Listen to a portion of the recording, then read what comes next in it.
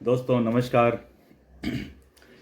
दोस्तों आज मोदी सरकार ने, मोदी कैबिनेट ने जो भी सेंट्रल एम्प्लॉयज़ हैं उनके लिए मोदी गवर्नमेंट ने एक बहुत बड़ा डिसीजन लिया है और वो डिसीजन है यूपीएस, यूनिफाइड पेंशन स्कीम।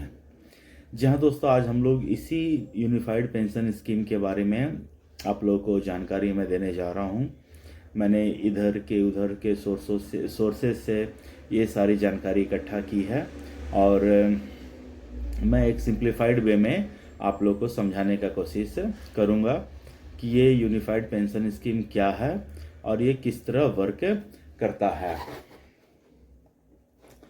तो यूनिफाइड पेंशन स्कीम जो है वो सेंट्रल गवर्नमेंट का एक पेंशन स्कीम है जिसमें क्या होता है कि जितने भी सेंट्रल गवर्नमेंट के एम्प्लॉयज़ हैं, ऑलमोस्ट 23 लाख्स, उन सारे एम्प्लॉयज़ को पोस्ट रिटायरमेंट एक फिक्स्ड पेंशन दिया जाएगा ताकि वो अपना जीवन यापन ढंग से कर सकें। ठीक है, इसमें मिनिमम सर्विस जो होती है वो 10 इयर्स की होनी ज़रूरी होती है। जिनकी सर्विस 10 इयर्स की होगी उनको 10,000 rupees per month as a pension मिलेगा और जिन्होंने 25 इयर्स सर्विस कंप्लीट की है सेंट्रल गवर्नमेंट में, they are eligible to get almost 50% of their last on salary. Okay, मतलब जो उनके जो अंतिम जीवन के जो अंतिम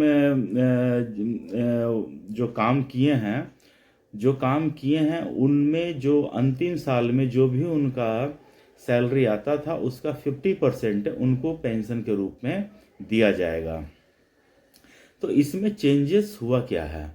पहले के ज़माने में हुआ करता था ओल्ड पेंशन स्कीम, उसके बाद सरकार ने लाया एनपीएस, न्यू पेंशन स्कीम।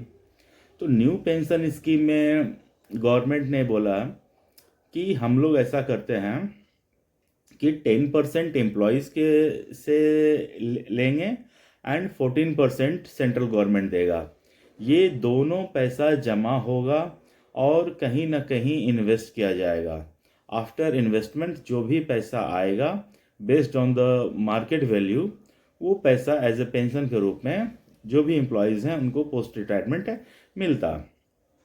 तो इसमें कोई फिक्स्ड पेंशन की गारंटी नहीं थी। अगर जिस फंड में मार्केट सरकार ने या पेंशन फंड ने पैसा लगाया है वो फंड परफॉर्म ना करे तो फिर पैसा तो वो चला गया। तो इसके लिए काफ़ी समय से सेंट्रल गवर्नमेंट के जो भी एम्प्लॉयज़ थे वो काफ़ी समय से स्ट्रगल कर रहे थे, संघर्ष कर रहे थे और इसके लिए जो अपोजिशन पार्टी वाले हैं काफ़ी मतलब कि अपने अपने घोषणा पत्र में इस चीज़ को शामिल कर रहे थे कि अगर हम सरकार में आ गए तो हम ओपीएस लाएंगे। ओपीएस मतलब ओल्ड पेंशन स्कीम है और ये घोषणा पत्र में शामिल करके सरकार कई जगह वादा करके अपोजिशन की पार्टी ने कई राज्यों में अपनी अपनी सरकारें भी बना ली। तो अब इस यूपीएस के आ जाने से अपोजिशन की जो सारी स्ट्रेटजी थी, हर एक स्टेट में जाकर जो कहते थे कि हम आएंगे तो ओपीएस ले आएंगे, तो अपोजिशन का एक जो मुद्दा था उसे मोदी सरकार ने धराशायी कर दिया, इस मुद्दे को ख़त्म कर दिया। अब मुझे लगता है कि विपक्ष के पास अब और कुछ कहने को बचा नहीं है।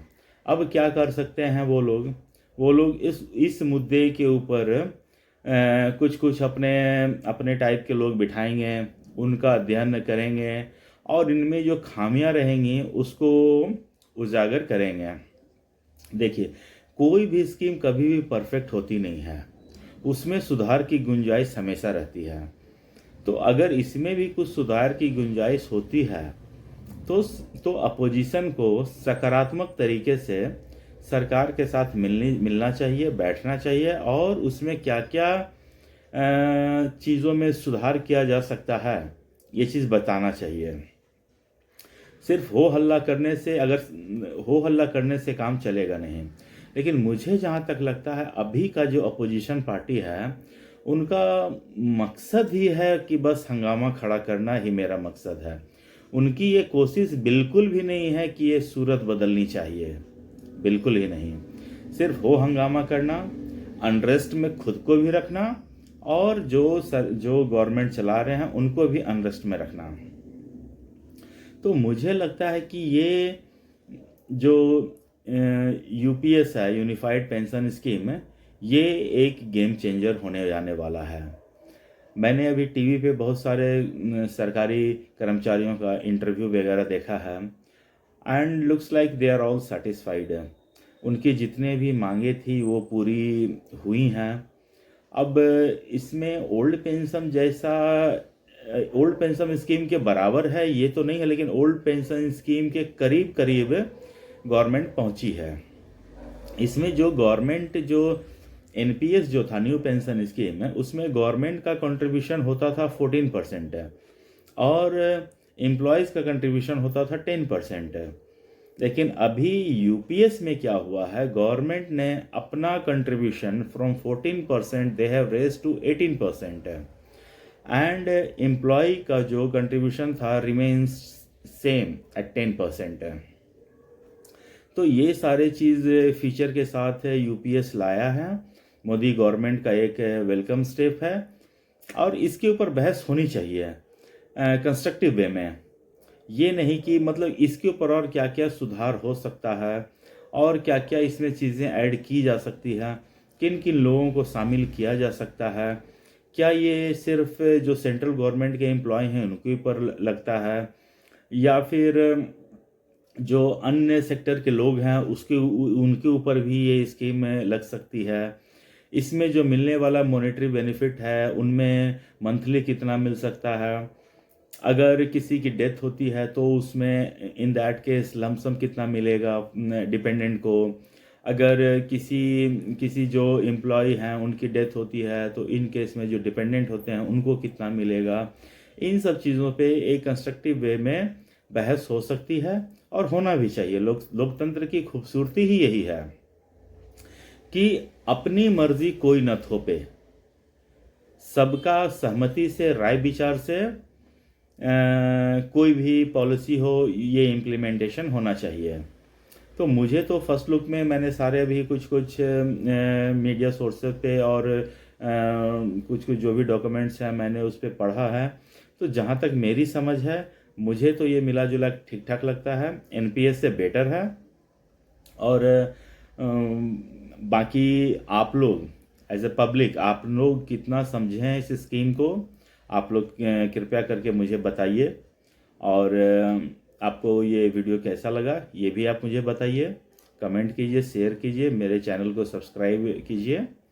और तब तक खुश रहिए, स्वस्थ रहिए, मस्त रहिए। नमस्ते।